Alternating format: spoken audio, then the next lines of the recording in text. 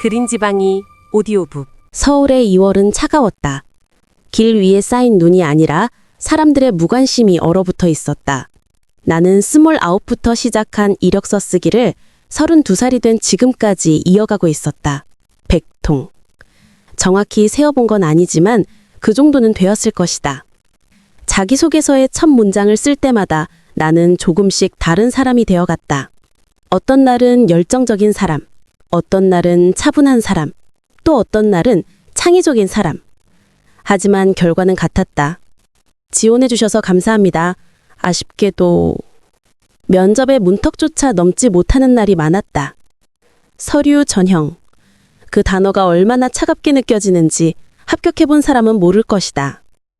자기소개서를 쓰면서 스스로를 포장하는 일에 익숙해질수록 나는 진짜 내가 누구인지 잊어갔다.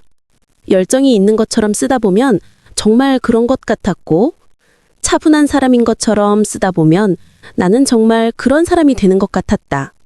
하지만 불합격 통보를 받을 때마다 깨달았다. 나는 아무것도 아니었다. 그저 선택받지 못한 이력서 중 하나였다. 실업급여가 끝난 뒤 나는 편의점과 서빙 알바를 전전했다. 새벽 2시, 편의점 계산대 앞에서 취객이 욕을 퍼부을 때 나는 고개를 숙이고 참았다. 죄송합니다 라는 말이 자동으로 나왔다. 내가 잘못한 것도 아닌데 나는 사과했다. 그날 밤 원룸으로 돌아와 거울을 봤다. 거기 비친 내 얼굴은 낯설었다. 언제부터 이렇게 지쳐 보이게 됐을까? 언제부터 눈빛에서 빛이 사라졌을까? 나는 대학을 나왔고 자격증도 있었고 경력도 있었다. 하지만 그 모든 것이 이 도시에서는 아무 의미가 없었다. 그러나 무엇보다 견디기 힘든 건 이런 생각이었다. 나는 실패한 걸까? 원룸 창밖으로 보이는 서울의 불빛들은 여전히 환했다. 강남의 빌딩들, 한강의 다리들, 높은 아파트의 창문들. 그 빛 속 어딘가에는 분명 내 자리가 있을 것 같았다. 성공한 사람들이 살고 있을 그곳. 나도 언젠가 그 빛 속에 들어갈 수 있을 거라 믿었다. 하지만 나는 그 자리를 찾지 못했고 도시는 나를 기다려주지 않았다. 밤마다 나는 잠들기 전에 생각했다. 내일은 달라질까? 내일은 연락이 올까? 하지만 내일은 오늘과 같았고 3월 어느 날 실업급여를 받으러 간 상담센터에서 사회복지사가 조심스럽게 말을 꺼냈다. 혹시 귀농 지원 프로그램 들어보셨어요? 아니요. 정부에서 지원하는 프로그램이에요. 주거 지원, 농지 임대, 초기 자금까지 나와요. 진지하게 생각해 보시면 어떨까요? 손을 써야 할 때예요. 그녀는 팸플릿을 내밀었다. 표지에는 푸른 하늘과 논밭이 펼쳐진 사진이 있었다. 새로운 시작, 귀농으로 라는 문구가 써 있었다. 나는 그 말을 듣고 잠시 멈췄다. 귀농? 그건 내 인생의 계획에 없던 단어였다. 나는 흙을 만져본 적도 씨앗을 심어본 적도 없었다. 도시에서 태어나 도시에서 자란 사람. 시골은 명절에 가는 곳이었고 버스창 밖으로 스쳐가는 풍경이었다. 하지만 나는 그 팸플릿을 받아들였다. 집으로 돌아오는 지하철 안에서 나는 그 팸플릿을 계속 들여다봤다. 사진 속의 논밭은 평화로워 보였다.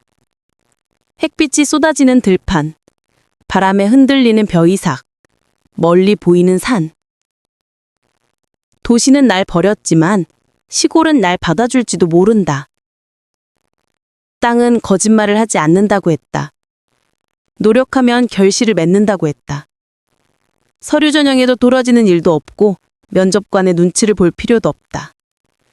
그저 땅에 씨를 뿌리고 물을 주고 기다리면 된다. 어쩌면 나는 잘못된 곳에서 싸우고 있었던 건지도 모른다. 그날 밤 나는 오래 생각했다. 침대에 누워 천장을 바라보며 상상했다. 내가 시골에서 농사를 짓는 모습. 아침에 일어나 텃밭으로 나가고 작물을 돌보고 저녁에는 고요한 마을에서 책을 읽는 모습. 서울보다 나을 것 같았다. 적어도 여기서처럼 끊임없이 거절당하지는 않을 것 같았다. 일주일 뒤 나는 지원서를 냈다. 한 달 뒤 선정 통보를 받았다. 전화를 받았을 때 나는 잠시 멍했다. 축하드립니다 라는 말이 얼마나 오랜만인지, 합격이라는 단어가 얼마나 낯선지. 나는 전화를 끊고 한참을 그 자리에 서 있었다. 그리고 울었다. 왜 우는지 나도 잘 몰랐다. 기쁨인지 두려움인지 안도인지 어쩌면 그 모든 것이었을지도 모른다. 짐을 쌀 때 나는 내 20대와 30대 초반의 흔적들을 상자에 담았다. 이력서 파일, 자격증, 명함, 그리고 합격하지 못한 기업들의 불합격 메일을 프린트한 종이들. 왜 그걸 프린트해뒀는지 모르겠지만 나는 그것들을 버리지 못했다. 실패의 기록이라도 남기고 싶었던 걸까? 짐을 다 싸고 나니 방은 텅 비었다. 2년 동안 살았던 원룸. 곰팡이가 피다온 화장실. 겨울이면 찬바람이 들어오던 창문. 좁은 주방. 하지만 이곳은 내가 서울에서 버틸 수 있었던 유일한 공간이었다. 서울의 밤을 바라보며 나는 중얼거렸다. 어른이 되니 도망조차 용기가 필요하구나. 그래도 나는 떠나기로 했다. 이 도시의 빛이 나를 비추지 않아도 아직 나는 내 삶을 비춰야 하니까. 버스에서 내렸을 때 공기부터 달랐다. 맑았다. 차가웠지만 깨끗했다. 산의 숨결이 가까이 느껴졌고 하늘은 서울보다 훨씬 넓었다. 나는 한참을 그 자리에 서서 숨을 들이마셨다. 서울의 공기는 항상 무겁고 탁했다. 지하철역 근처의 배기가스 냄새, 편의점 앞에 담배 연기, 좁은 골목의 쓰레기 냄새. 하지만 여기는 달랐다. 흙 냄새, 풀 냄새, 나무 냄새. 살아있는 냄새들이었다. 이곳에서 나는 다시 시작할 수 있을 것 같았다. 지원 프로그램으로 배정받은 집은 작았지만 아담했다. 당 2개, 작은 마당, 그리고 텃밭으로 쓸 수 있는 땅. 주인 중 할머니는 80대로 도시로 나간 손자를 기다리다 지쳐 결국 이 집을 임대하기로 했다고 했다. 젊은 사람이 왔으니 마을이 활기차겠네. 손자도 안 오는데 뭐. 할머니는 쓸쓸하게 웃으며 말했다. 나는 고개를 숙여 인사했다. 잘 살게요. 감사합니다. 뭘, 그래도 빈집보단 사람 사는 게 낫지. 첫 주는 교육이었다. 지역 농업기술센터에서 진행하는 기초 영농교육, 씨앗을 심는 법, 물 주는 시기, 병충해 관리, 작물이 생장 주기. 모든 것이 낯설었지만 나는 열심히 배웠다. 강사는 60대 남자 농부였다. 그는 친절하게 하나하나 설명해줬다. 땅은 거짓말 안 해요. 정성 들이면 돌려줍니다. 사람보다 훨씬 정직하지. 그 말이 위로가 됐다. 교육이 끝나고 나는 처음으로 내 땅에 씨앗을 심었다.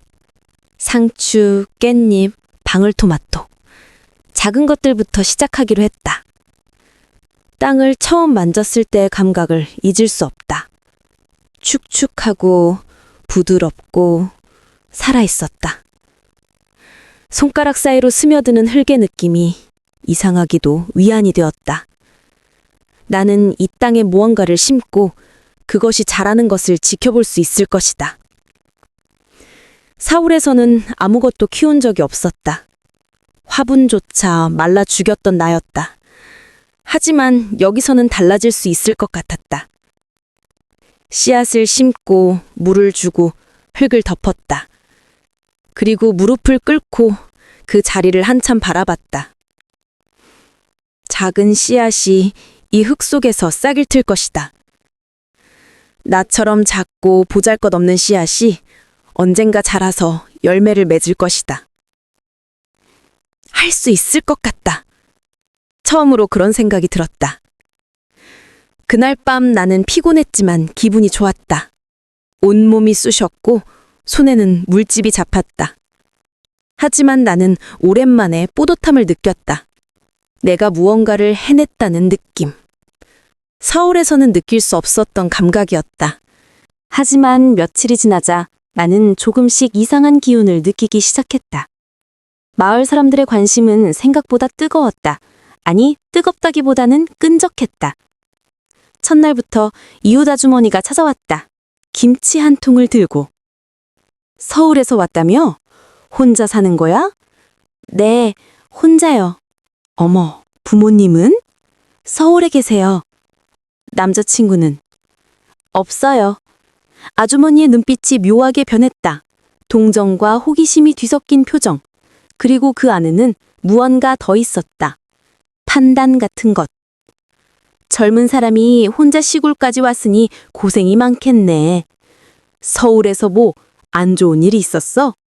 나는 당황했다. 아니요, 그냥 귀농 프로그램 지원해서.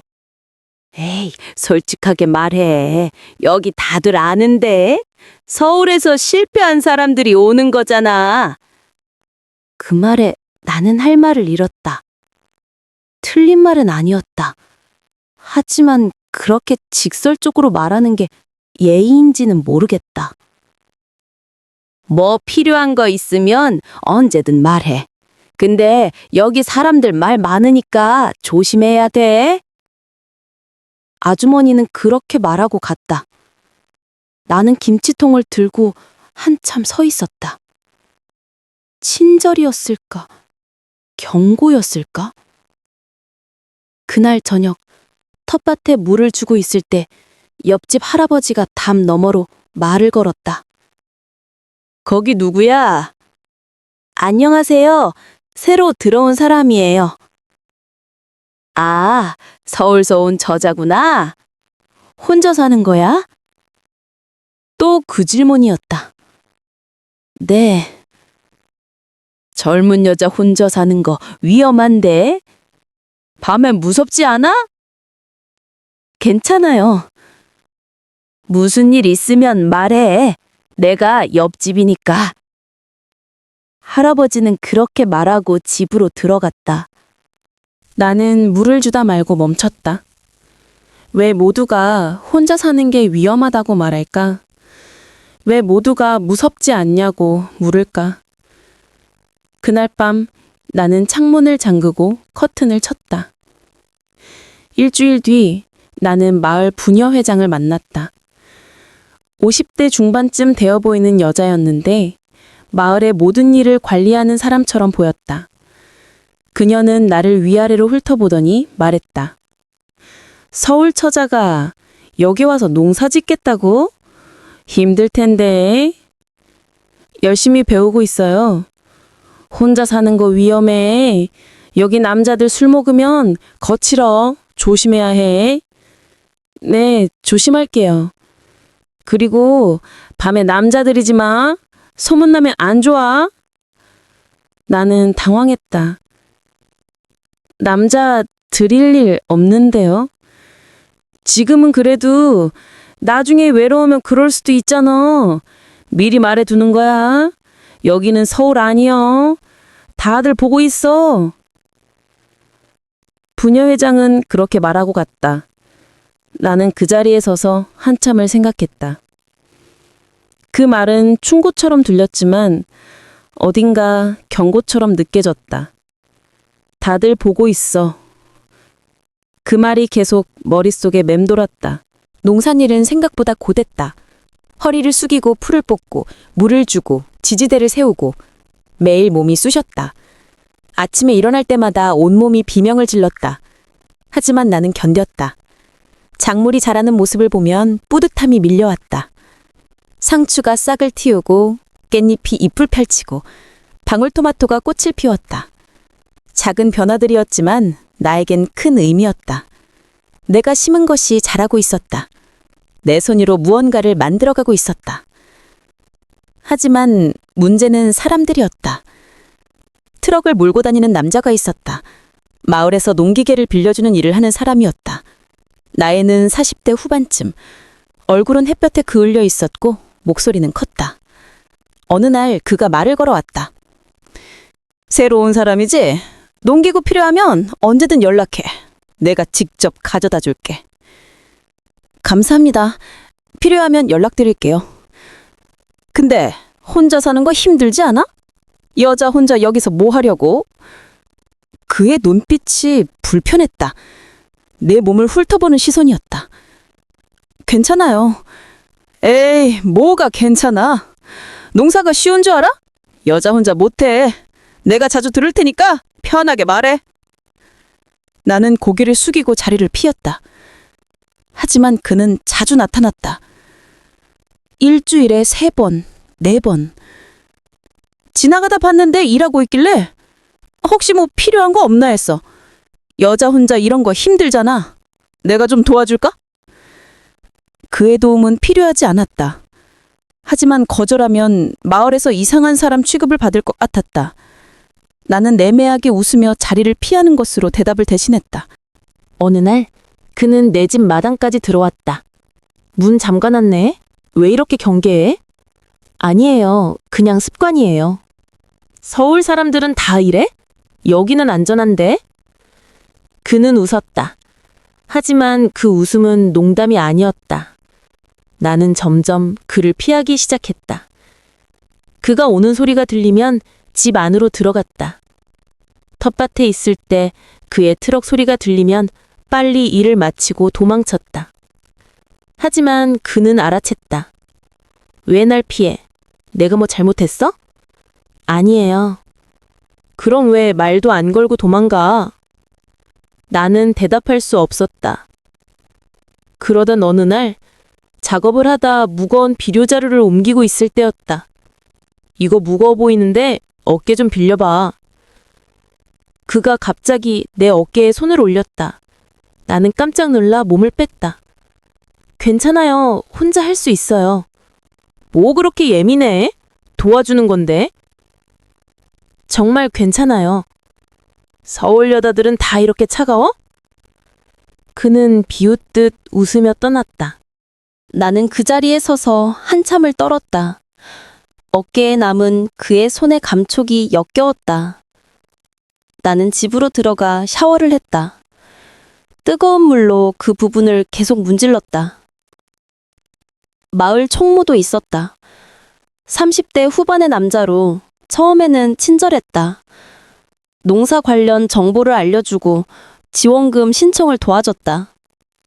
나는 그를 믿었다. 혼자 사는 거 힘들면 언제든 연락해요. 제가 도와드릴게요. 감사합니다. 근데 주말에 뭐 해요? 그냥 쉬거나 일하거나요. 심심하겠네.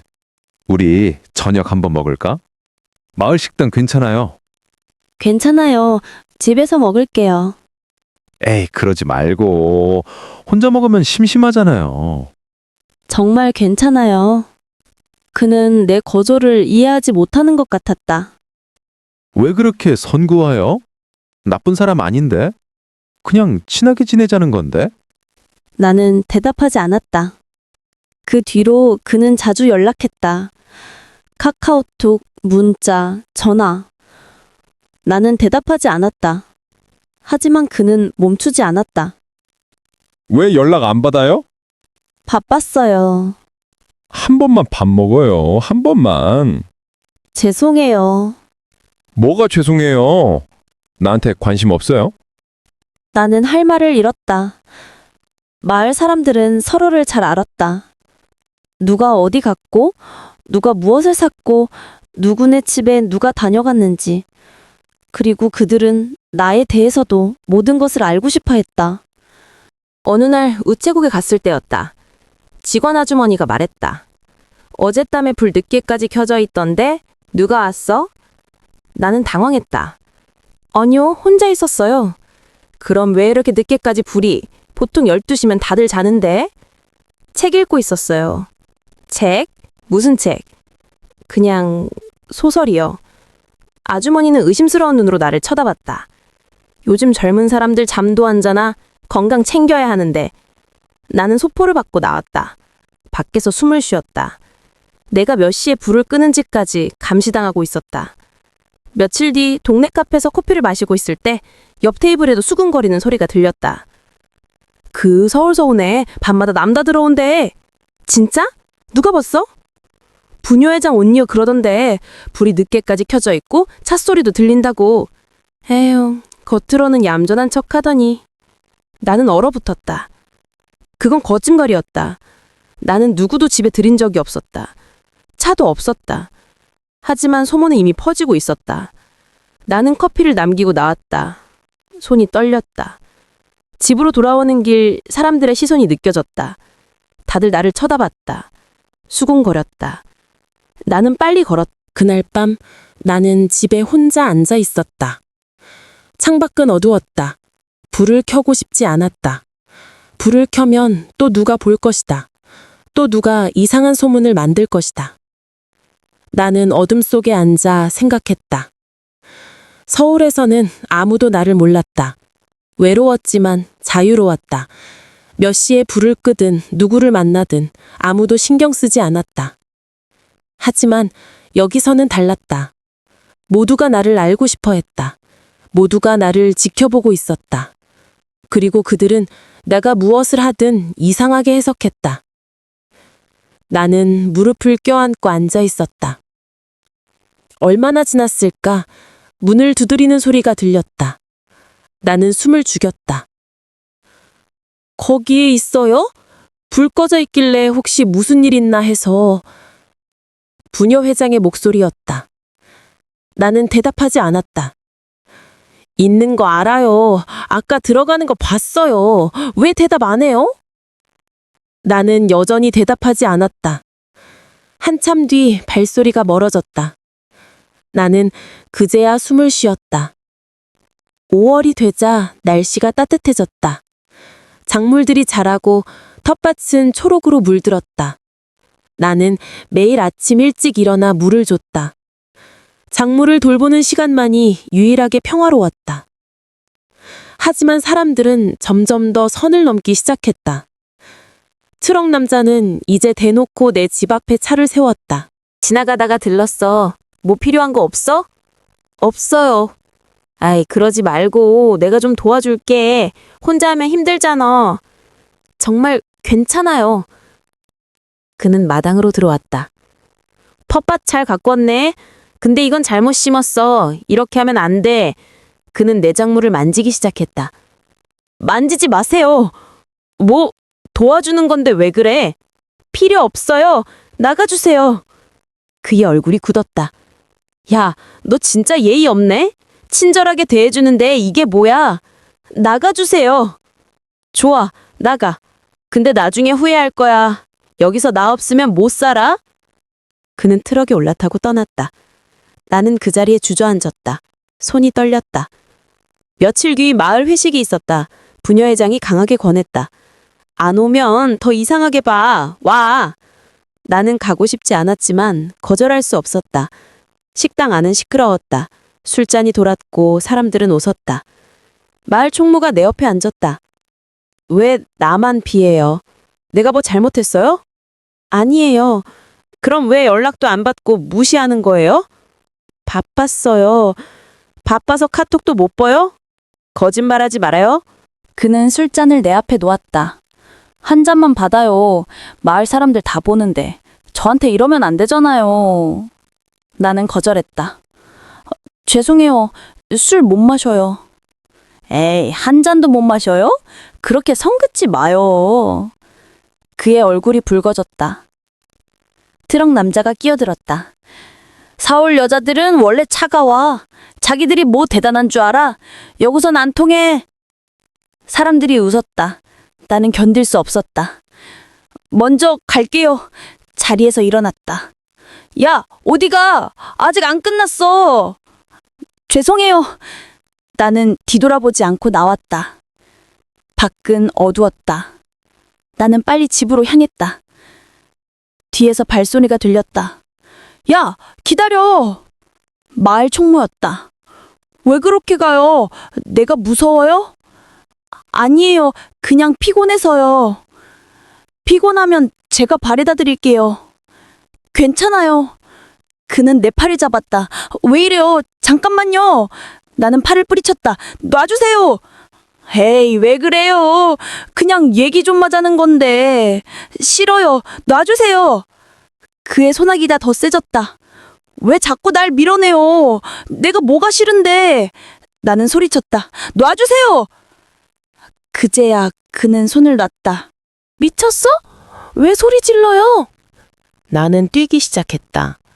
집까지 뛰었다. 문을 잠그고 숨을 몰아쉬었다. 5월의 어느 밤이었다. 나는 집에서 설거지를 하고 있었다. 창문 너머로 어둠이 내려앉았고 마을은 고요했다. 그때 문을 두드리는 소리가 들렸다. 누구세요? 나야, 아까 그 아저씨. 문 좀 열어봐. 트럭 남자였다. 심장이 쿵쿵 뛰었다. 무슨 일이세요? 얘기 좀 하자니까. 문 열어! 지금 늦었어요. 다음에 얘기해요. 에이, 뭐 그래. 조금만 열어봐. 금방이야. 그의 목소리가 점점 커졌다. 나는 손이 떨렸다. 가주세요. 안 그러면 경찰 부를게요. 야, 너 진짜 이상한 년이네. 도와주려는데 왜 그래? 문 열라고! 그는 문을 발로 차기 시작했다. 쿵! 쿵! 쿵! 나는 울음이 나왔다. 전화기를 들었다. 손이 너무 떨려서 버튼을 누르기 힘들었다. 112. 여보세요? 경찰입니다. 누가 제 집 문을 두드리고 있어요. 무섭습니다. 주소가 어떻게 되시죠? 주소를 말했다. 지금 출동하겠습니다. 안전한 곳에 계세요? 나는 방 안 구석에 웅크리고 앉았다. 문 두드리는 소리가 계속됐다. 야, 문 열어. 경찰 부르면 너 끝이야. 나는 귀를 막았다. 얼마나 지났을까? 사이렌 소리가 들렸다. 문 두드리는 소리가 멈췄다. 차 출발하는 소리가 들렸다. 노크 소리. 경찰입니다. 괜찮으세요? 나는 문을 열었다. 경찰 2명이 서 있었다. 신고받고 왔습니다. 무슨 일이세요?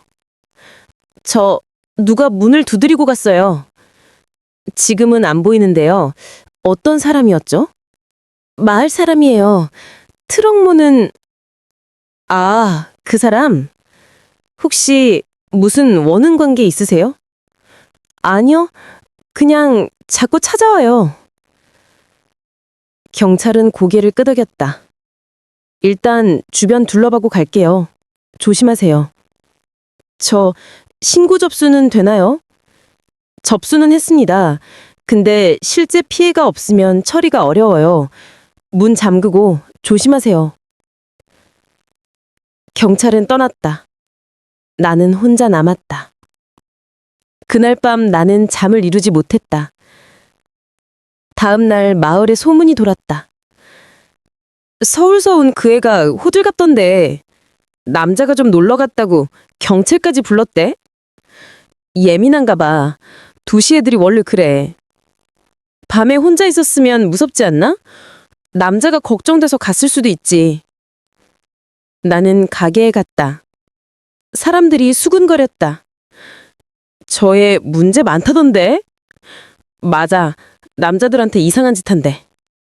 물건을 계산하려 했지만 주인이 말했다. 오늘 카드 안 돼요. 왜요? 그냥 안 돼요. 현금만. 나는 현금이 없었다. 내일 다시 올게요. 밖으로 나왔다. 눈물이 났다. 부녀회장이 나를 불렀다. 마을 분위기 안 좋아.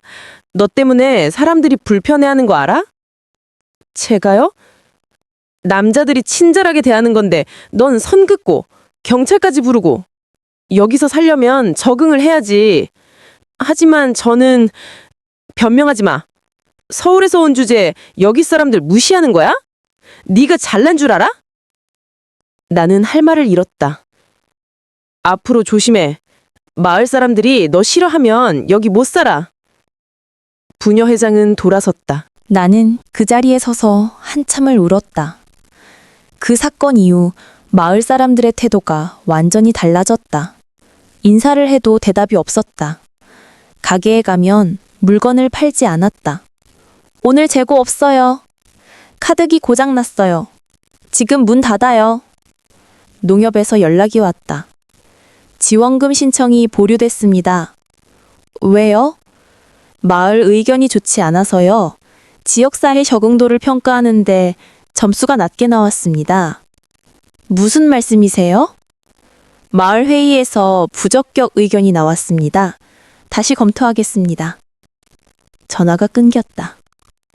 나는 이해할 수 없었다. 내가 무엇을 잘못했는가? 혼자 사는 것이 잘못인가? 거절하는 것이 잘못인가? 나를 지키는 것이 잘못인가? 며칠 뒤, 집 앞에 쓰레기가 버려져 있었다. 누가 던진 것이었다. 나는 그것을 치우며 울었다. 텃밭에 갔을 때 작물들이 짓밟혀 있었다. 정성껏 키운 상추, 깻잎, 방울토마토. 모두 망가져 있었다. 나는 무릎을 꿇고 그 자리에 앉았다. 이 작은 것들이 내 유일한 희망이었는데. 우체국 직원 아주머니가 조용히 말했다. 여기 더 있으면 안 돼. 떠나는 게 좋겠어. 왜요? 사람들이 너무 안 좋게 봐. 나도 어쩔 수가 없어. 미안해. 아주머니는 한숨을 쉬었다. 도망은 부끄러운 게 아니야. 살기 위해서 떠나는 거야. 그날 밤 나는 마당에 앉아 하늘을 올려다봤다. 별이 많았다. 서울에서는 볼 수 없던 별들. 하지만 그 아름다움이 나를 위로하지 못했다. 나는 깨달았다. 서울은 나를 몰랐고 시골은 나를 너무한다. 도시가 잔인했던 건 맞지만 시골이 친절하다는 보장은 없었다. 여자는 어디를 가나 혼자라는 이유로 시험받는다. 나는 도대체 어디로 가야 하는가? 6월 초 나는 결정했다. 더 이상 여기 있으면 나는 완전히 무너질 것이다. 텃밭의 작물들은 여전히 자라고 있었다. 하지만 나는 수확할 수 없었다. 떠나야 했다. 지원기관에 전화했다. 프로그램 종료하고 싶어요. 무슨 일 있으세요? 그냥 맞지 않는 것 같아요. 상담사는 한숨을 쉬었다. 많이 힘드셨죠? 알겠습니다. 절차 안내해 드릴게요. 짐을 쌌다. 서울에서 가져온 상자들, 그리고 여기서 새로 산 농기구들. 모든 것이 무거웠다. 텃밭을 마지막으로 보러 갔다. 상추가 크게 자라 있었다. 방울토마토는 빨갛게 익어가고 있었다. 나는 무릎을 꿇고 흙을 만졌다. 미안해. 내가 누구에게 사과하는 건지 몰랐다. 작물들에게, 나 자신에게. 떠나는 날 할머니 집주인 할머니가 왔다. 가는구나. 네, 죄송해요. 괜찮아. 원래 여자 혼자 살기 어려운 곳이야. 내가 미리 말했어야 했는데. 할머니는 쓸쓸하게 웃었다. 어디 가든 조심해라. 세상이 여자한테 친절하지 않으니까. 마을 입구에 섰다. 산등성이를 바라봤다. 여기는 자연이 아름다웠다. 공기는 맑았고 하늘은 넓었고 땅은 살아 있었다. 하지만 사람은 나를 가두었다. 나는 중얼거렸다.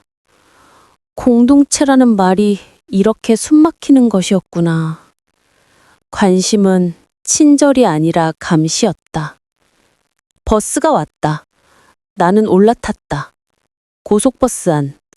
창밖으로 농과 들판이 스쳐 지나갔다. 초록빛 물결, 굽이치는 산, 작은 마을들. 아름다운 풍경이었다. 하지만 나는 더 이상 그 안에 있고 싶지 않았다. 옆자리에 중년 여자가 앉아 있었다. 어디 가세요? 서울요. 서울에 사세요? 원래 서울 사람이에요. 그럼 여기는 뭐하러 왔었어요? 농사요. 아, 귀농. 요즘 젊은 사람들 많이 온다던데. 어땠어요? 나는 잠시 멈췄다. 힘들었어요. 그럴 줄 알았어요. 농사가 쉬운 게 아니죠. 농사는 괜찮았어요. 사람이 힘들었어요. 여자는 고개를 끄덕였다. 시골 사람들 텃세 심하죠. 특히 여자 혼자면. 나는 대답하지 않았다. 버스는 서울로 향했다. 나는 창밖을 바라보며 생각했다. 나는 서울에서 실패했고 시골에서 부서졌다. 하지만 아직 끝나지 않았다. 슬펐다. 동시에 해방감도 느꼈다. 씁쓸했다. 동시에 안도감도 있었다. 삶은 어디서든 어렵다. 하지만 나는 선택할 수 있다. 어디서 어렵게 살 것인지. 나는 내가 숨을 쉴 수 있는 곳에서 다시 시작하겠다. 서울터미널에 도착했을 때 도시의 소음이 나를 감쌌다. 사람들, 자동차, 광고판, 불빛. 낯설지 않았다. 지하철을 타고 익숙한 동네로 향했다. 2호선, 강남역, 사람들로 붐비는 플랫폼. 서울의 무관심이 그리웠다는 걸 그제야 깨달았다. 여기서는 아무도 내가 몇 시에 불을 끄는지 신경 쓰지 않는다. 아무도 내가 누구를 만나는지 묻지 않는다. 아무도 나를 알고 싶어 하지 않는다. 오래된 카페에 들어갔다. 2년 전 이력서를 쓰던 그 카페. 버스는 서울로 향했다. 나는 창밖을 바라보며 생각했다. 나는 서울에서 실패했고 시골에서 부서졌다. 하지만 아직 끝나지 않았다. 슬펐다. 동시에 해방감도 느꼈다. 씁쓸했다. 동시에 안도감도 있었다. 삶은 어디서든 어렵다. 하지만 나는 선택할 수 있다. 어디서 어렵게 살 것인지. 나는 내가 숨을 쉴 수 있는 곳에서 다시 시작하겠다. 서울터미널에 도착했을 때 도시의 소음이 나를 감쌌다. 사람들, 자동차, 광고판, 불빛. 낯설지 않았다. 지하철을 타고 익숙한 동네로 향했다. 2호선, 강남역, 사람들로 붐비는 플랫폼. 서울의 무관심이 그리웠다는 걸 그제야 깨달았다. 여기서는 아무도 내가 몇 시에 불을 끄는지 신경 쓰지 않는다. 아무도 내가 누구를 만나는지 묻지 않는다. 아무도 나를 알고 싶어 하지 않는다. 오래된 카페에 들어갔다. 2년 전 이력서를 쓰던 그 카페. 아무것도 변하지 않았다. 자리에 앉아 노트북을 열었다. 화면에 새 자기소개서 파일이 떠올랐다. 커서가 땀 빠졌다. 나는 한참을 그 화면을 바라봤다. 무엇을 쓸까? 또 다른 사람이 되어야 할까? 또 포장된 나를 만들어야 할까? 아니다. 이번에는 진짜 내 이야기를 쓰겠다. 손을 키보드에 올렸다. 천천히 타이핑을 시작했다. 저는 서울에서 실패했습니다. 시골로 가서 새로 시작하려 했지만 거기서도 부도졌습니다. 하지만 저는 아직 끝나지 않았습니다. 저는 배웠습니다. 땅을 만지는 법, 씨앗을 심는 법, 작물을 키우는 법, 그리고 무엇보다 나를 지키는 법을. 손을 멈췄다. 이게 맞을까? 이런 솔직함이 통할까? 하지만 나는 지우지 않았다. 계속 썼다. 저는 더 이상 포장하지 않겠습니다. 저는 제 이야기를 합니다. 그리고 저를 받아줄 곳을 찾겠습니다. 문장들이 쌓여갔다. 1시간쯤 지났을까? 자기소개서가 완성됐다. 저장을 눌렀다. 그리고 창밖을 봤다. 서울의 불빛이 반짝였다. 여전히 화냈다. 여전히 차갑게 느껴졌다. 하지만 나는 알았다. 이 도시가 나를 다시 받아줄지는 모른다. 하지만 나는 다시 두드릴 것이다. 이번엔 진짜 나로. 이번엔 포장하지 않고. 이번엔 나를 버리지 않는 곳을 찾을 때까지. 커피를 한 모금 마셨다. 식어 있었지만 괜찮았다. 노트북을 닫았다. 밖으로 나갔다. 서울의 밤 공기를 들이마셨다. 차갑고 탁했지만 자유로웠다. 나는 걷기 시작했다. 어디로 가는지 정하지 않았다. 그냥 걸었다. 발걸음은 가벼웠다. 얼마를 걸었을까? 한강 다리가 보였다. 다리 위에 서 있었다. 이건 현실이다. 강물은 쉼없이 흐르고 있었고 모든 건 멈추지 않았다. 도시의 불빛이 물결에 반사되어 반짝이고 있었다. 삶의 징표였다. 나는 난간에 기대어 있었다. 견고한 난간은 기댈 곳이 되어 주었다. 바람이 불었다. 찬 기운이 느껴졌지만 동시에 상쾌했다. 나는 혼잣말을 중얼거렸다. 그 말은 스스로에게 하는 다짐이었다. 도망은 돌아가고 싶은 곳이 있어야만 성립되는 것이다. 나는 지금 서울로 돌아와 있다. 여기가 바로 내가 돌아가야 할 곳이었다. 이곳은 완벽하지 않지만 그래도 여기가 나의 자리인 것이다.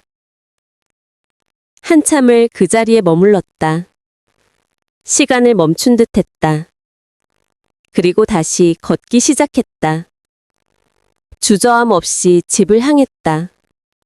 내일 아침에 나는 이력서를 보낼 것이다.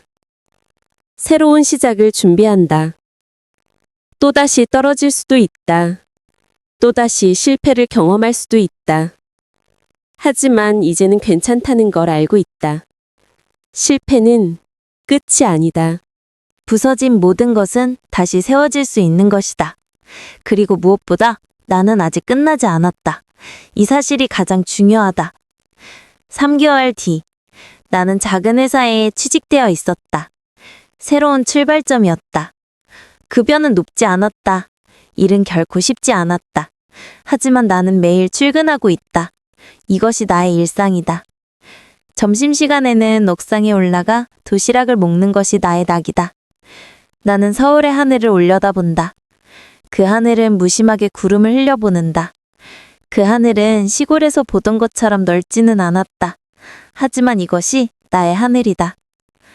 퇴근 후 집으로 돌아오는 길이다. 편의점에 들러 샐러드를 샀다. 계산하는 아르바이트생이 금액을 말했다. 3,800원입니다. 나는 카드를 내밀었다. 평범한 일상이 시작되었다. 아무도 내게 묻지 않았다. 나는 자유로운 존재이다. 왜 혼자 사는지, 누구를 만나는지, 몇 시에 불을 끄는지. 집에 도착해 문을 열었다. 좁은 원룸이지만 완벽하게 나의 공간이다. 샐러드를 먹으며 노트북을 열었다. 그리고 이메일이 와 있었다. 면접 합격 축하드립니다. 그것은 다른 회사에서 온 연락이었다. 조건은 전보다 훨씬 나았다. 더 나은 기회이다. 나는 미소 지었다. 그리고 답장을 썼다. 감사합니다. 잘 부탁드립니다. 이것은 나의 수락이다. 노트북을 닫고 창밖을 보았다. 서울의 불빛은 여전히 반짝이고 있었고 이번에는 희망의 빛이 보였다. 나는 다시 한번 중얼거렸다. 이번에는 나를 버리지 않는 도시일 거야.